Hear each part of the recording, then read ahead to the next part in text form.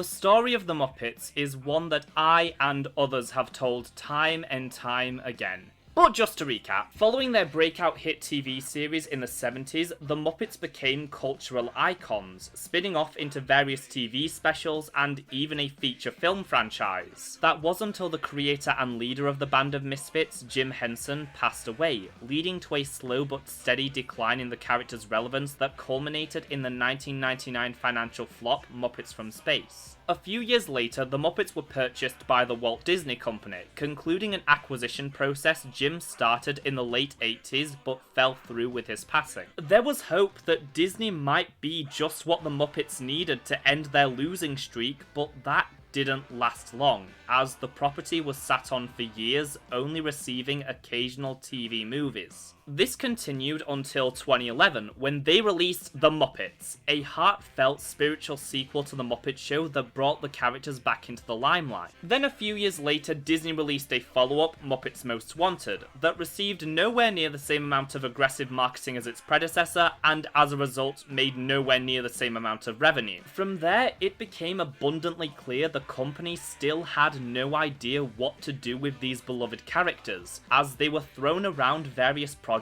that, regardless of overall quality, were made to chase trends and to many, lacked the Muppet charm people had come to expect. Heading into the 2020s, the future of the Muppet studio was perhaps more uncertain than ever. But little did we know that behind the scenes, the creative team were meticulously plotting out a roadmap involving several projects over the next few years that would hopefully kickstart a new golden age of the Muppets. And in late 2021, we were given our first look at the future with Muppets Haunted Mansion. While views on the special have been mixed, it's hard to deny what its intentions were: to put the Muppets in a new location and just let them run wild. And in doing so, they were able to rediscover the surrealism and whimsy that had been missing in recent projects. Even with that though, there was still some skepticism surrounding what they had planned next, a series centered around the Muppet Show house band, the Electric Mayhem. Despite being a very prominent part of the franchise, having substantial roles in most major Muppet productions, even over 40 years since they were established, there still wasn't a lot to them. They were created out of Jim's fascination with the counterculture movement of the 60s, especially in response to the success of the Broadway run of the musical Hair.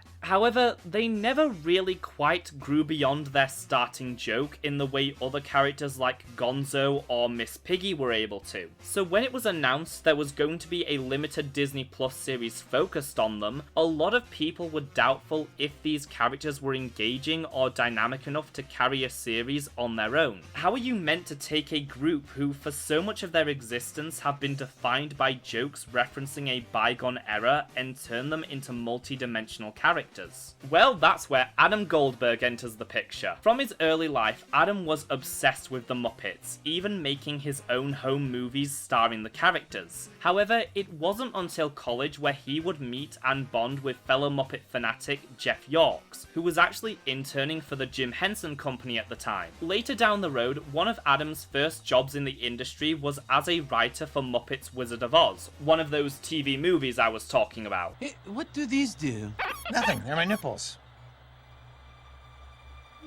In the early 2010s, Adam would land his very own autobiographical sitcom based on his home movies he made back in the 80s, self-titled The Goldbergs, which would become a huge hit, running for a decade and receiving a spin-off. Though Adam would eventually leave the show in order to work at Disney and ABC, where the only thing he wanted to do was write for the Muppets. So he began collaborating with Jeff to pitch this show, and in doing so, laid out a future groundwork for the Muppets to make the brand relevant again. Disney owns the greatest comedic characters. And I was just in Disney World looking for my Muppet merch, and there wasn't any. And I hope that this show, look, there's the Marvel Cinematic Universe, I want the Muppet, comedy universe. We made a whole show around just this weird group of oddballs, and there's so many other characters. And, I would say these are better than Marvel characters. Though they weren't the only ones who wanted to do something with the Electric Mayhem. Puppeteer Bill Barretta, who had been with the Jim Henson Company since 1991, was also tossing around ideas for a Mayhem-focused project. When we did that show with the Mayhem back in 2016, I was thinking maybe we should do a show about them going on tour somewhere. And so I had pitched that back then, and time went by, and some new folks came into the Muppet Studios, and little did I know that these two gentlemen had been working on this idea for years as well. And thankfully, the Muppet Studios put us together, and that's how this thing happened. Thanks for Mr. Goldberg, he's a little influential in the business. Which is what I think lies at the core of the series and why it was so successful. It was a collaborative experience between the performers and these people who had a deep understanding of the Muppets and intense amount of admiration for those who bring them to life. The exact place where a lot of other projects tend to go wrong. He also, it's unusual when you go into a writer's room for the first time, you're working with people that are familiar with the characters, but they don't know kind of the voices of them. It was such a pleasure to be able to sit together and to, he has such an understanding already of where they come from that we could play off of each other, and then Adam could chime in. We could play characters, in the room as we were writing. It was really great. There was a learning curve when it came to writing for the Muppets in terms of understanding the logistics of how complicated it really is. If you watch a few interviews, one thing Adam and Jeff constantly bring up is how they would write into the script that the Muppets would walk through a door, not understanding that pulling off such an act requires around 40 people. But what was massively beneficial in crafting the show was the inclusion of a real writer's room, where creatives could bounce ideas off each other, work through issues, and polish each script as much as possible. When it came to writing the story itself, Barretta, Adam and Jeff had this idea of planning out the narrative as though it was a 5-hour movie rather than a 10-episode series, allowing them to work on all the scripts at once and go back and make adjustments where need be, planning out every character's journey and giving them the chance to gradually reveal every band member's backstory. One of their main aims in bringing this show together was to set it in the real world and treat the Muppets as people. They wanted it to feel like the band was really exploring the music industry and take itself seriously rather than it all being a farce. Though while still including all the Muppet staples like random high-profile celebrity cameos, because despite the recent stagnation, even the most famous people at the world will still jump at the chance to be part of something Muppets related. There was a lot riding on this show. After a near decade-long slump, the Muppets were finally starting to get back on track, though this series not only had to live up to the brand's legacy, but also set course for a new supposed renaissance for the Muppets, and all with characters who had never really taken the spotlight before. So, how did they do? Muppets Mayhem is focused around Waxtown Records, a once renowned music label that has failed to keep up with the times and as such has fallen into obscurity, with the owner Penny Waxman deciding it's time to close up shop. However, her assistant Nora Singh, who has dreams of being a producer, doesn't want to give up so easily, not after working there for 6 years in the hopes of rising up the ranks to achieve her dream. Let me give you some advice, kid. Never work a job for longer than 6 months. Especially at a company that's dying! While shredding old files, Nora comes across the standard famous rock star contract for the Electric Mayhem, who have been so carried away with their multi-decade tour that they never actually delivered on the album. Seeing a way to save the label, Nora goes behind Penny's back, tracking the band down and pretending to be the CEO. Back in the 70s, you took a hefty advance from us to record your first album. Oh! And what an album. It truly is the greatest achievement of my lifetime. It doesn't exist. There is no album.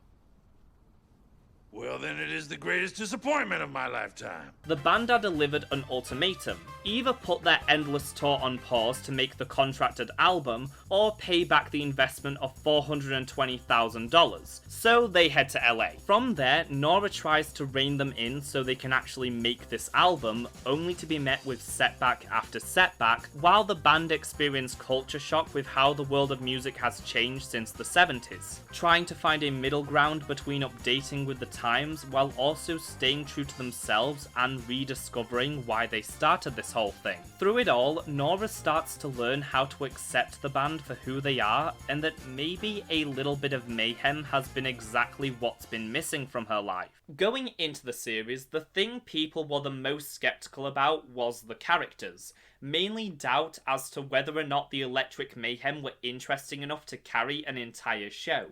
And I imagine this was a sentiment the writers somewhat shared, because every single band member was given significant overhauls in order to make them more engaging as a protagonist. Though every change or addition not only makes sense with everything we know about them, but in a lot of cases calls back to their early history and development.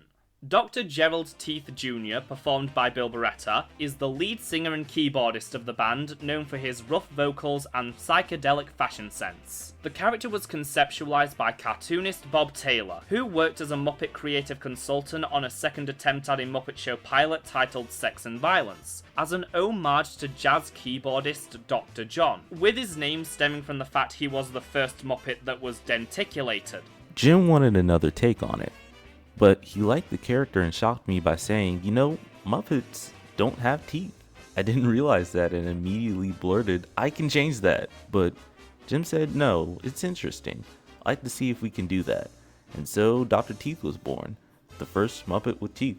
Perhaps Teeth's most defining characteristic outside of his amazing design is his peculiar vocabulary, often creating new words and merging verb conjugations, which gives even standard dialogue this rhythmic quality, further emphasizing his free spirit while also giving the character a strange sort of wisdom which is at the forefront of his portrayal in Mayhem, except for when he's dealing with his past, such as in track 6, Fortunate Son, which sees his parents drop by to take him home so he can take over their dental practice like he once promised he would. This is actually sort of a fun bit of obscure continuity, because on the inside cover of Rock Music with the Muppets, a VHS released in 1985, it says Dr. Teeth has his name because he's never had a cavity. Through a series of flashbacks, we see how Floyd and the Doc's paths crossed multiple times, as though fate kept bringing them together. However, each time Teeth's mother pulled him away until he had enough and ran off with Floyd to pursue music. His relationship with his mom really did a number on his psyche, as whenever she comes to visit and try and force him to become a dentist, he has to undergo an emotional process, which can take anywhere from a week to a decade. However, Nora, not wanting to lose all progress she's making on the album, interrupts the process and tells Teeth he has to put an end to this. So he leaves to go be a dentist, joining his parents at CavityCon, where they're receiving a Lifetime Achievement Award, only for the band to crash the ceremony and remind the Doc he has to be true to himself. Who you gonna be? I gotta be me. That's right. Sergeant Floyd Pepper, played by Matt Vogel, is the band's bass player and by far its most opinionated member, with a knack for sarcasm and getting into conflict with other Muppets, which I feel is a result of how heavily his character was influenced by the Beatles, with both his name and outfit being a reference to Sergeant Pepper. Even before the Beatles had officially broken up, the constant creative differences and infighting weren't much of a secret, so it makes sense a character heavily inspired by that scene would be the most abrasive of the band members, though he is still a member of the Electric Mayhem, meaning he also subscribes to the live carefree and love all mentality. Here's what Floyd's original performer Jerry Nelson had to say about the character in 1992. I always thought of Floyd as a character who had probably been a beatnik first, and then, just like real life, probably been a beatnik, and then he was into jazz and poetry, and then he probably went along with the chase into rock and roll because he needed a job. He drew the line at punk, as I probably did myself, I think. That's why I can relate to Floyd, I guess because he's all those things. And this more combative side of his personality is explored in the series, which is also mixed in with the idea of being a perfectionist, expressing his harsh views on the state of the band's new music, leading to everyone heading on a road trip to find some inspiration under the stars, where each character, due to a bag of way past expired marshmallows, is sent on a hallucinogenic journey of self-discovery. Floyd's, which comes in the form of meeting Weird Al in a Lion King-esque vision, tells him the only way the band can write music again is if he stops being so precious about everything. No, I just don't want to let everybody down. You know, I mean, it's got to be perfect, know what I'm saying? You really think I care about what people think? Clearly not. Following their introspective trip, the band get over their creative roadblock and finally start work on the album in earnest, writing their first original song in decades. Floyd's next major issue crops up in track 7, 8 Days in a Week, where Nora brings in Kevin Smith to film a documentary about the band, just like the Beatles, but the human character's personal conflicts cause hostilities between Floyd and Dr. Teeth, especially when they start discussing the name of the band. At the end of the day, we all know this band has no front man. That's easy for you to say, given that you're always in the front, man. Even our logo is your big mouth. Your big mouth. Despite Teeth stating the band to be ruled by a rocktocracy, that still doesn't change the fact that it is named after him. Eventually they come to realise how pointless this all is, and Floyd apologises, saying the name is fine, but Teeth isn't comfortable with continuing to let this be a sore spot in their relationship. I hereby take this moment from this day forward. We are, and be, they whom are known as just the Electric Mayhem. You're a generous man with a beautiful hat. Thank you, Doc. Janice, who is currently played by David Rudman, is perhaps the band member with the most interesting development because original concepts for the character were very different, with Michael Firth designing a Mick Jagger-like guitarist which apparently had an animated Adam's apple. However, when it came time for the puppet to be built by Bonnie Erickson, some liberties were taken and Janice came into being, with her name likely being a reference to 60s and 70s rock performer Janis Joplin. Though while the look was there, Janice at the start of the Muppet Show was a different character than what we know her as today. While she was a member of the band from the get-go, she was also used frequently as a regular performer, most notably as a nurse in the iconic Veterinarian's Hospital. The continuing story of a quack who's gone to the dogs. One of the few sketches to have survived past season 1. Her increased prominence outside of musical performances compared to the rest of the band was likely due to how few female presenting Muppets there were, which is still an issue even to this day, thus allowing Janice a continued presence in the marketing of the franchise, despite not really having a prominent role in any productions. It wasn't until the second season of The Muppet Show, when Richard Hunt took over the role, where Janice would gain her signature Valley Girl personality and free spirit, leading to classic moments like in The Great Muppet Caper. Look, Mother, it's my life, okay? So if I want to live on a beach and walk around naked... Oh. And that's pretty much where Janice has been for the past 50-ish years. There have been a few standout appearances, like a handful of fun subplots in the ABC show, but those were still about her being not really all there most of the time. Muppets Mayhem expands on this by making Janice the moral centre of the band, and in a way dealing with the consequences of her actions, such as when through overstepping in an attempt to heal a conflict between Nora and her sister, Janice causes the two to escalate into a fight that leads into a mini-arc where Nora has to crash with the band, while Janice continues meddling in an attempt to have the two make up because it's her life's mission to bring people together. Yeah, remember when the Rolling Stones broke up? The Stones never broke up. That's because I kept them together. However, as her attempts get more and more desperate, it becomes clear there's something else going on, though she doesn't want to admit it. My life's mission is to focus on everyone else's problems instead of like my own, so maybe just zip it and stay in your lane. Okay, love you, bye. and the only way to fix her mistake is to be truly honest with herself and others, so she returns with a picture of her and her sister, who she has become estranged from. I hope you'll believe me when I say that the distance may totally feel good right now because you think you don't need your sister, but at some point, you will. And she won't be there for you because you've drifted too far apart. Trust me, I know.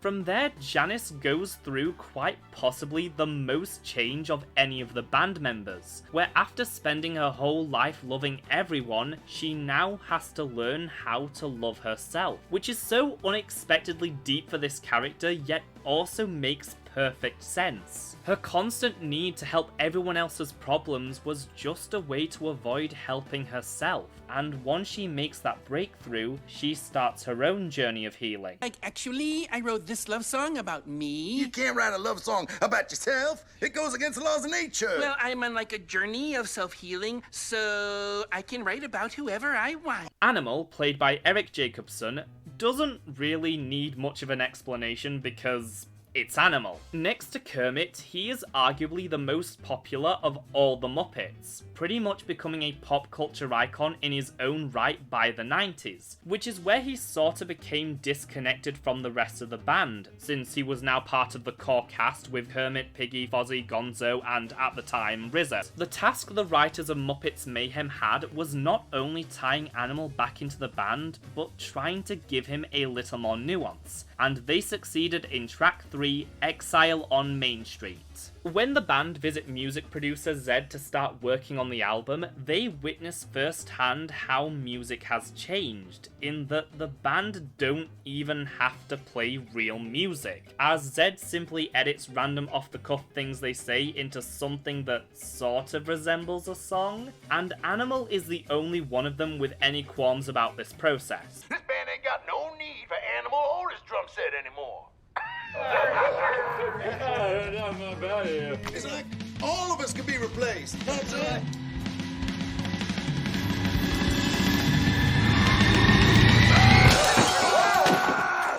Leading him to storm out of the recording studio and run away, thus forcing the other band members to deal with his absence. With Floyd panicking because this is different from Animal's normal disappearances, and Dr. Teeth living in denial, telling everyone to chill because Animal always comes back. This is the first time the band have had to deal with any real internal conflict that tests them and explores how they feel about each other, and also leads to some absolutely golden scenes between Animal and Ben Schwartz when he's looking for a new job. Ring, ring. Hello? Hello? Hello, I'm looking for Gus. Gus? Yes, Gus. Me. Gus! No, I'm right here. Gus not here. Bye-bye. The next day at the recording studio, the band decide to give up the song Zed had created because it simply isn't them, especially without Animal. We're just not the Mayhem without our heartbeat. Animal finds success in the world of the culinary arts as a celebrity chef, while the band completely falls apart. They do eventually find him, but Floyd struggles to come up with words until he starts to sing the song Bridge Over Troubled Water, which allows them all to reconcile. You're right, Doc. Animal always comes home. Sometimes home has to come to Animal. The sequence ends with a flashback showing many years ago when a much younger Floyd found Animal left on his doorstep after it was revealed earlier that Floyd had taken care of Animal for pretty much his entire life. This moment was important, not just because it was such a well-told and emotional story that is where the series really starts to click, but also because this was the first time since Most Wanted that you could feel the heart of the Muppets that had been missing for so long. Over the course of a few minutes, they added so much extra depth to these characters and showed how deeply they all love each other. The people behind this had promised it would be just like Jim's Muppets, and while I was skeptical over the first 2 episodes, this was the closest anyone had come to recapturing that magic in over 25 years. Zoot, who since his very inception has been performed and was also built by Dave Goelz, debuted alongside alongside the rest of the band on the Muppet Show pilot in 1975, with his biggest claim to fame back then being the guy who played the final note of the show's outro. When talking about Zoot as a character, Goals has described him as just a 50-year-old burned out musician. Interesting enough, early episodes of the Muppet Show would often give Zoot his own material outside of the band, such as when he performs Saxon Violence or often appearing alongside Rolf. As far as connections with the rest of the band, Zoot would often be paired with Floyd, since their personalities complemented each other, with Zoot being quite abrasive and sarcastic in a similar vein. However, as the seasons progressed, these appearances became more and more irregular, which was a conscious choice by Dave Goelz, who decided it'd be better if Zoot expressed himself purely through his music. I found that when the writers gave Zoot lines to speak, I would always try to give them away to other characters because I didn't know what to do with them. Maybe that helped to define the character. Perhaps it's best that he's so non-verbal. Though when the 2015 series rolled around, they started giving Zoot a lot more material, which emphasised his forgetfulness, drawing more attention to his seniority compared to the other characters. Oh, we have meetings every morning. You're in one right now. Huh? This is a meeting? Oh. I'm Zoot, and I'm...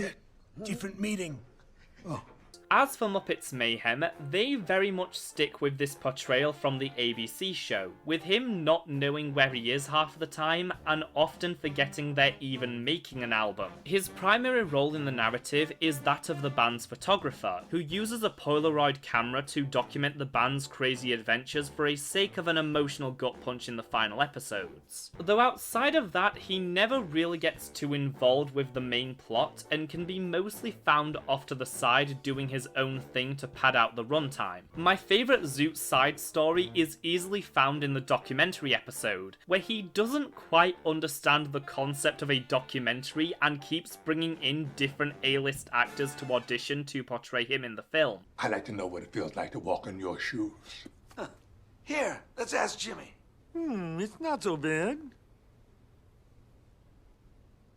This may very well be the role of a lifetime. Rounding out the band, there's Lips, played by Peter Lintz, who has perhaps the most unique of them because he was a rather late addition, being introduced as part of the final season of The Muppet Show in 1980, so at the time newcomer Steve Whitmire could have his own member of the band alongside Henson, Oz, Goals, Nelson and Hunt. However, unlike the rest of the crew, Lips was never really able to develop as an individual, purely used as a trumpet player for the band and Muppet Show Orchestra, with the most notable things about him being how complex his design was, with mechanisms to move his eyes as well as his fingers whenever he's performing. And this was because Whitmire was really struggling when it came to figuring out who Lips was, which made speaking appearances exceptionally rare. How about a little traveling music? In fact, due to his relative obscurity, at one point the character ended up disappearing for almost 2 decades, before returning in Christmas 2009. During this time, a figure of Lips was released as part of the final wave of the beloved Palisades Muppet toy line, and came with an album accessory called Songs from a Muppet You've Never Heard Of, which just goes to show how relevant he was. It wasn't until over 30 years after the character had been introduced they were finally able to nail down his personality. Steve Whitmire has been frustrated that for 30 years he hasn't really found a character hook for Lips the trumpet player. Just last winter he had to say the line, "But we don't have any instruments." In a gravelly voice, Steve came out with, "But we don't got no instruments," and the character was born after 30 odd years in labour.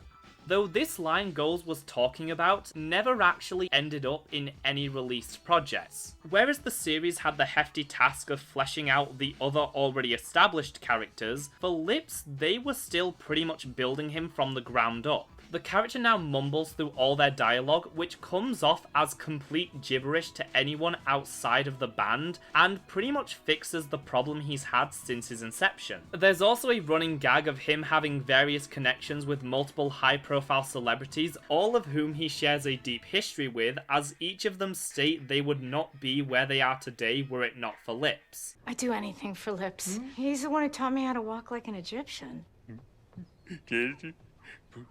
It was fun in the 80s. With Muppets Mayhem, Lips at last feels like a fully defined character who is able to stand out from the rest of the band with his own fun gimmick, and it only took 43 years to get there. Penny Waxman, performed by Leslie Carrara Rudolph, is the most prominent new Muppet character introduced in the show. She is the grouchy and temperamental CEO of Waxtown Records, who after decades of struggling to keep up with the ever-changing music scene, decides it's time to sell the company, which Nora attempts to talk her out of. When the series starts, Penny is set up as the typical curmudgeon, impossible to please boss, with many viewing her as the Muppet version of Roz from Monsters Inc.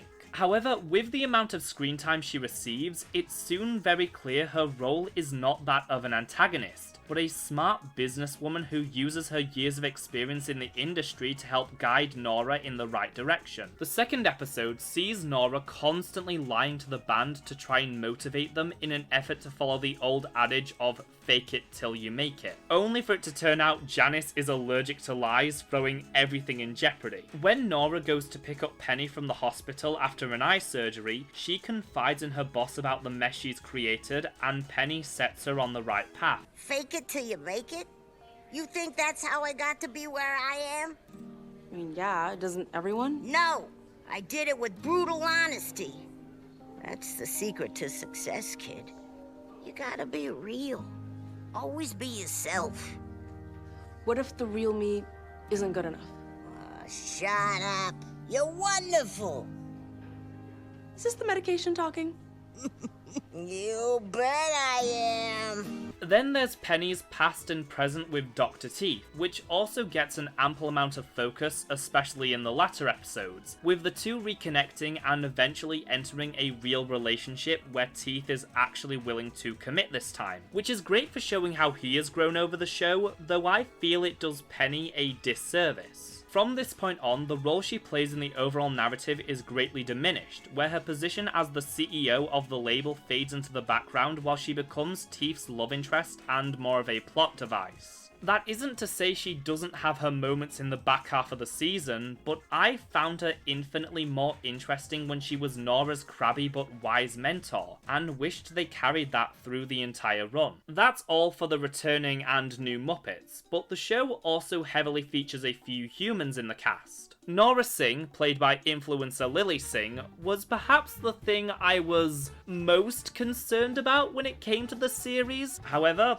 I think she's perfectly fine here. It's not a performance that's gonna win any awards, but it's serviceable, hits the emotional beats it needs to, and doesn't hinder the series in any way, which I mainly think is down to the role Nora plays in the band.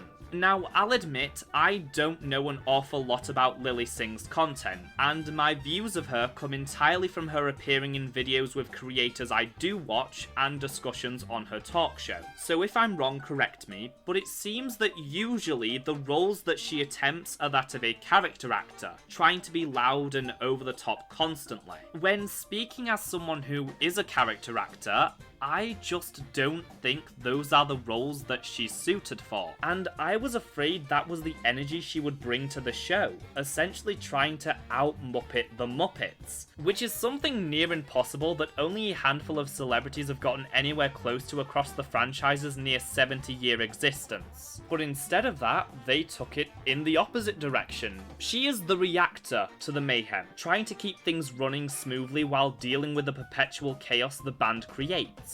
She essentially fills in the role Kermit normally plays, and because of that, they're able to build some great chemistry between Nora and the other band members. No plans is the plan. Yeah, no one has no plan as the plan. So what if the plan is to never plan the plan to begin with? I'm gonna need that Mai Tai. Well, all right. Where do these keep coming from? Moog, full name Gary Moogowski, is played by Taj Mowry, who also voiced Wade in Kim Possible. He is a groupie of the Electric Mayhem who has been following the band around on their endless tour for years, and as such has earned a significant place in their unbreakable circle of trust. As a devoted fan of the Mayhem, he is all too keen to help Nora when it comes to finally getting the band to make an album, but isn't afraid of opposing her whenever she does something that betrays the principles of the band. Essentially, he wants the Mayhem to make an album, but only if it's the Mayhem making the album, with all their confusing and seemingly self-defeating methods of inspiration. Only when we achieve true nothingness can we create true somethingness. No more. Well said, Lips. One thing I appreciate about Maury's performance is the almost slightly unhinged energy he brings to the role, but never to an extent where it's too much. He is clearly a well-adjusted, emotionally mature person, despite his only goal in life being to follow an aimless band, but at the same time, there's something a little off about him. So I went to the zoo, because, you know, Animal loves the zoo. Ah, yeah. So I went to check, but it was closed. So then I climbed the fence, but then I fell. And then there was like this lion, and he was not trying to help me look, like, at all. So, you know, I had to get out of there because obviously a dead me is just not a helpful me. Moog serves as a commentary about quote-unquote obsessed fans, and a refreshingly positive one if that, because his admiration of the Mayhem is not the subject of ridicule or a sign of immaturity as is often the case in media, and creates a message that people shouldn't be ashamed for their interests. Being a super fan just means you love something deep in your heart. You know, to be honest, I don't trust anyone who's not a super fan of something. Wave that fan flag high. Early on in the show, Nora is in opposition to Moog and sees him as yet another obstacle in her way of making an album and achieving her dream, especially with him constantly bugging her to listen to his demo. This reaches a head in track 4, The Times They Are A-Changing, when Nora pretty much fires Moog so he doesn't interfere with her vision of the album, because she's trying to find a new sound for the band, but nothing works until she decides to actually look into their history, listening to Moog's demo, which is a remix of the band's various live performances that he's recorded over the years. Understanding the mistake she's made, she apologizes to Moog and brings him on as the album's lead producer. With his dreams of breaking into the business mostly reaching a conclusion, his storyline pivots towards him developing a crush on Nora, which, while unnecessary, doesn't have an egregious amount of screen time devoted to it, and for the most part is handled well and doesn't ruin him as a character. Hannah, played by Sarah Chaudhry, is Nora's younger sister, a successful social media influencer who often gets roped into her siblings' problems. Now, from that description, you're probably expecting an incredibly vain person who has lost touch with reality and lacks the ability to look up from her phone.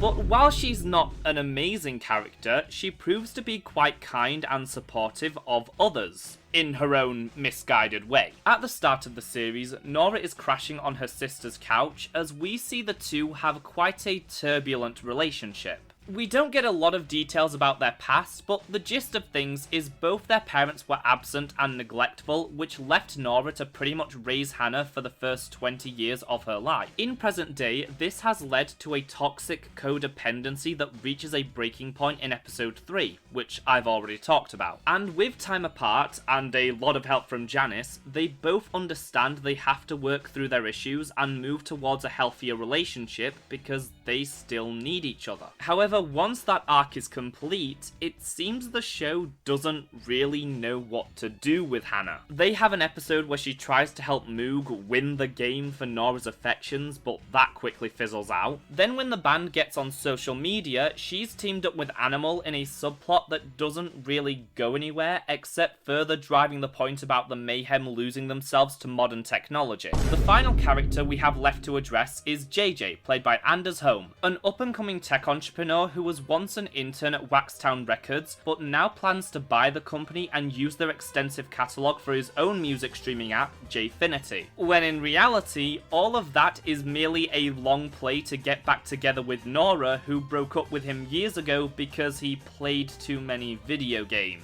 So this clearly not at all disturbed man completely changes his entire personality and essentially tries to buy her affection. And it's really creepy and manipulative, and no one has a problem with it. Even Nora, who was very apprehensive of him at the beginning, eventually decides his unhealthy obsession with her is cute. Even when they've barely started dating again, and already he's pressuring her to move in with him, saying they're merely picking up where they left off. Moog is the only person who sees what a prick he is, and that's only because he's the romantic rival. The show doesn't really bill JJ as an antagonist, but that's what he is, because he represents everything the band is against as the corporate side of the music industry who doesn't care about making art and is only in this for his own personal personal gain, and it's his careless intervention that nearly tears the band apart. In track 8, Virtual Insanity, JJ gives the band phones and starts making them use social media. However, when autocorrect misconstrues the Doc's fabricated words, they accidentally start a war with various music stands, which, I'm gonna be honest, outside of the Rachel Bloom and Jack McBrayer cameos, this whole episode is very mediocre and easily the worst of the season. Anywho, the Mayhem get a gig playing a virtual concert in Minecraft, during which they sing a song that unites all the fandoms and gives them the final track for the album. However, this experience has changed the band, who have now become glued to their phones, to a point where they stop playing music together entirely, which leads into the finale of the series, track 9 Drift Away and track 10 We Will Rock You. Nora has finally booked the band a concert at the Hollywood Bowl, the thing she promised back in episode 2, but the band aren't interested because they've all been busy cultivating their own social media presence. Dr. Teeth and Penny have started a YouTube channel, Janice has been sharing her journey of self-love on Instagram and as such has accidentally formed a cult. Floyd, in a callback to earlier in the season, has started writing jingles for commercials. Lips, following the expired marshmallow trip in the desert from episode 5, has decided to use his platform to save the world, and Animal has become addicted to TikTok. While on a radio show meant to promote the concert and the album, the band decide to pretty much break up. It's more like we're lovingly coming together to hastily go in our separate directions. Everyone goes their separate ways as Penny tells Nora that she is leaving her in charge of the company, and it's also revealed JJ played a large part in orchestrating the events that led to the band splitting up, which Nora is not thrilled by. Who cares about the Mayhem? Excuse me? No disrespect, I'm just saying, now you get to work with all sorts of bands, new bands, relevant ones. Wow. Things aren't going well for Hannah either. After Animal became a sensation on TikTok, his brand deals cut her out, which leads to her realizing how meaningless this all is, even deleting her own accounts and plunging her into an existential crisis. They find Zoot's old camera and photos in the trash and decide to watch a tape of when the band performed with Elton John on The Muppet Show, which leads to Nora realizing that despite finally achieving her dream, she lost almost everything else to get it. At least you helped to make that album. But I think this whole time I've been focusing on the wrong album. After putting all the photos into a family album, Nora becomes determined not to let the band fall apart, and goes to find Moog, where after apologising, the two prepare to get the band back together. They then fail in getting the band back together, so Nora decides to throw in the towel, leaving behind everything. This causes Animal to go back to all the band members and tell them that she's gone, which once more unites them. Okay, just to clarify, Nora is not dead. She is very much alive. Well, now hold on a minute. Who said she wasn't? Dead. After things are cleared up, they settle to find Nora. The only issue is they don't have the van due to it being stolen by the Justin Bieber fandom a few episodes ago, which is when Penny opens the garage. Nora's car breaks down on the side of the road as she notices something in the distance. Everyone reunites as the band declare they can't let Nora give up on her dreams after everything she did for them. And from the first moment I met the Nobu, I knew that summer that you were going to change all of us in Monamela. But now, I know that you've reported all that I do. It's like the sweetest thing anyone has ever said to— Wait, oh my God, I understood lips. Well, that's because you're one of us. You're family now, Dorothy. With that sorted, they all head to the bowl, which is a huge success. Nora breaks up with JJ, and we see Dr. Teeth's parents in the audience, wrapping up that arc. I never thought I'd see him right there, and the crowd cheered me on. And,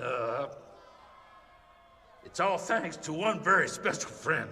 Those who have been around here a while know that when it comes to the Muppets, the thing I am the fastest to critique is the music, which I view as the very soul of the franchise.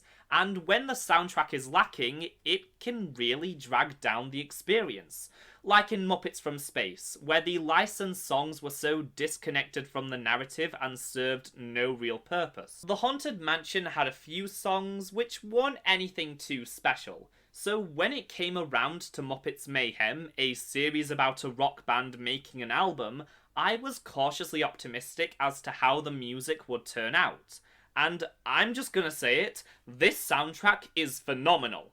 And yes, I did in fact buy the vinyl despite not having a record player, because I'm just quirky like that. There is a brilliant mix between original music and licensed covers, but even those still emphasize a strong connection between the characters and the song, just like they did on The Muppet Show.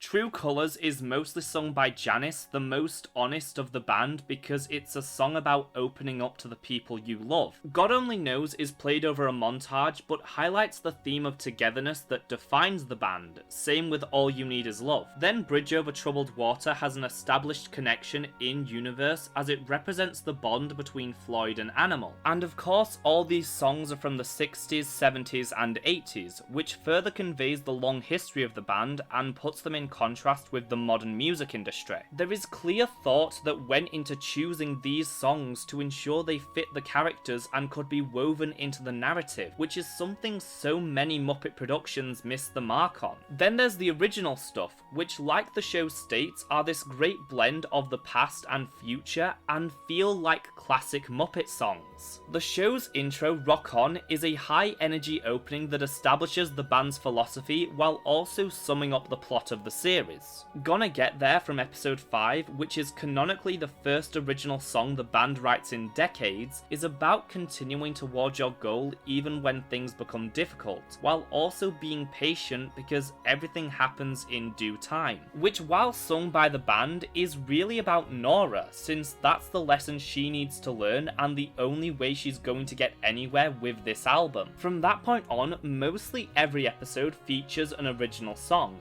Gotta Be from episode 6 is a call to embrace who you are and rejecting other people's expectations, which is what Teef's arc in that episode is about. We Are One from the weird social media episode is still a great song that has narrative significance. Then there's the song Believe in Us, the final number of the series that recaps each character's journey and highlights an underlying theme of the series, belief, because pretty much every issue Nora has run into while making this album was resolved by believing in others, even all the way back to episode 2 where it was the first honest thing Nora tells the band. And in the finale, it's the band believing in Nora that brings them all back together. This song's dedicated to a lady who's been taking care of her family her whole life. Nora! Nora!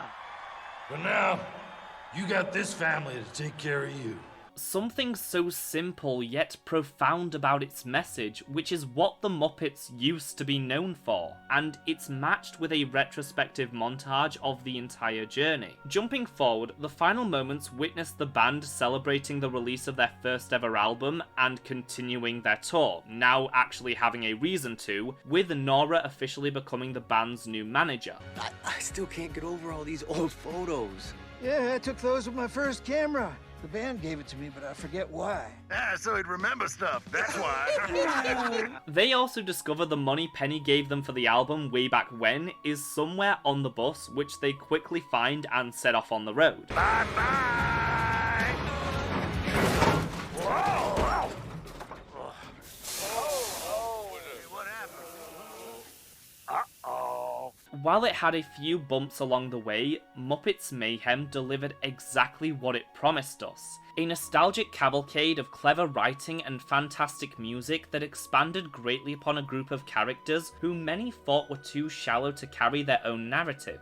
And through it all, it was able to recapture that simple yet poignant magic that had been missing from the Muppets for many years. They said that this show would feel exactly like something Jim Henson would have made, and while I'm not quite sure I would go that far, in certain moments it came closer than anyone would have thought. If we're not counting things like Fraggle Rock, this is hands down the greatest series since The Muppet Show, thanks to Adam F. Goldberg, Bill Barretta, Jeff Yorks, all the other Muppet performers, songwriter Linda Perry, Mick Giacchino who did the score, staff writers Donielle Moransky, Crystal Shaw King, Julie Bean, Hannah Friedman, Hans Rodinoff, and Gabriela Rodriguez, who all came together to create something truly special.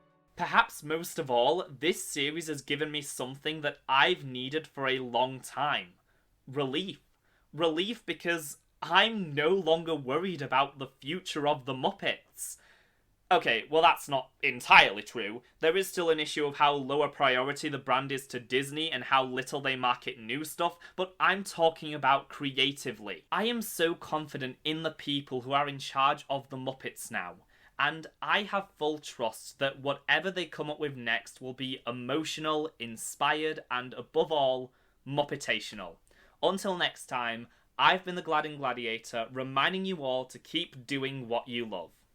As always, thank you tremendously to my Patreon subscribers and YouTube members such as The Wacky Deli, Torai Matson, Blast6, and Tomb for Thought. If you like what I do and want to help support the future of the channel, as well as gain access to videos early and some other fun perks, you can do so by either becoming a patron or YouTube member. Links and buttons can be found down below. I've also got some pretty nifty video plans for the rest of the year that you will not want to miss, so I highly suggest hitting subscribe. I'm trying to reach 10k by the end of the year, so any help is more than appreciated. And leave me a comment down below telling me your thoughts on Muppets Mayhem. I would love to discuss them with you. Thanks so much for watching, folks, and I'll see ya real soon.